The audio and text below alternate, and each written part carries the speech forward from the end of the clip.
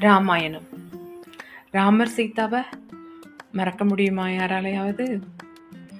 கண்ணின் கடைப்பார்வை கண்ணியர் காட்டிவிட்டால் மண்ணில் குமரர்க்கு மாமலையும் ஓர் கடுகாம்.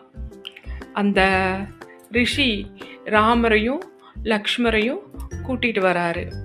அப்போ ராமர் ஃபர்ஸ்ட் சீதாவை பார்க்குறாங்க, சீதாவும் ராமரை பார்க்குறாங்க. அப்போதான் அந்த பாடல். எதுக்கு? இவங்க அண்ணலும் நோக்கினார் அவளும் நோக்கினாள் அப்படின்னு. அந்த மாதிரி எப்படியெல்லாம் போயிருக்குல்ல இந்த காலத்தில். அந்த காலத்துலேயும் சரி இந்த காலத்துலேயும் சரி உண்மை காதல் வாழ்ந்துட்டு தான் இருக்கு. பட் ஆனால் அதுக்காக சிலர் கொடுக்குற விலைகள் தான். அப்படி தான் கல்யாணம் பண்ணிக்கிறாரு சீதாவை. ஆனால் அவங்க முழுசும் சேர்ந்து இருக்க முடிஞ்சுதா? முடியலையே. இவர் சீதா இல்லாமல் அப்படியே அவங்கள நினச்சிக்கிட்டே தான் இருப்பார். அவங்களும் அப்படித்தான். ஆனால் அவர் என்ன செஞ்சிட்டாரு? அவங்க கர்ப்பமாக இருக்கிறப்போ காட்டில் விட்டுட்டு வர சொல்லிட்டாரு லக்ஷ்மணன் கிட்டக்க. அவங்க எவ்வளவு கஷ்டப்பட்டாங்க அந்த சீதா. அப்படியே குழந்தை அந்த ஆசிரமத்திலேயே அந்த ரிஷி ஒருத்தர் அவங்களுக்கு அடைக்கலம் கொடுத்தாரு.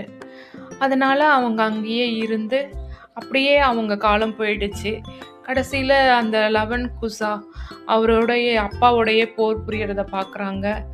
அவங்களால ஒரு கட்டத்துக்கு மேலே அதை தாங்க முடியல. அதுக்கப்புறமா அம்மா என்னை ஏற்றுக்கோ, இந்த பூமி மாதாவே எனக்கு ஏற்றுக்கோ. ஏன்னா அவங்க பூமியிலேருந்து தானே ஜனிக்கிறாங்க, வராங்க இந்த உலகத்துக்கு.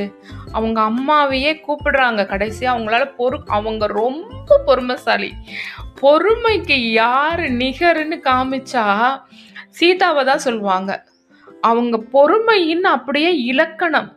அவங்க தான் பொறுமைனா வேற யாரும் கிடையாது. அந்த மாதிரி இலக்கணம் காமிப்பாங்க.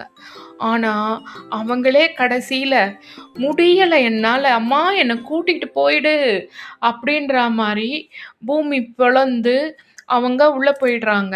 அப்படித்தானே முடியும்.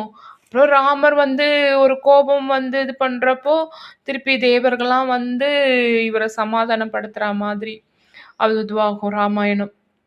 ஆனால் அந்த சீதாவுமே பார்த்தீங்கன்னா 2 பேரும் இருக்காங்க. 2 பேரும் தனித்தனியாக இருந்தாலும் ஒருத்தரை பற்றி தான் ஒருத்தர் நினச்சிட்டு இருக்காங்க. பட் ஆனால் அவங்களால சேர்ந்து இருக்க முடியல. பார்த்தீங்களா? எப்படியோ கடவுளானாலும் மனுஷனானாலும்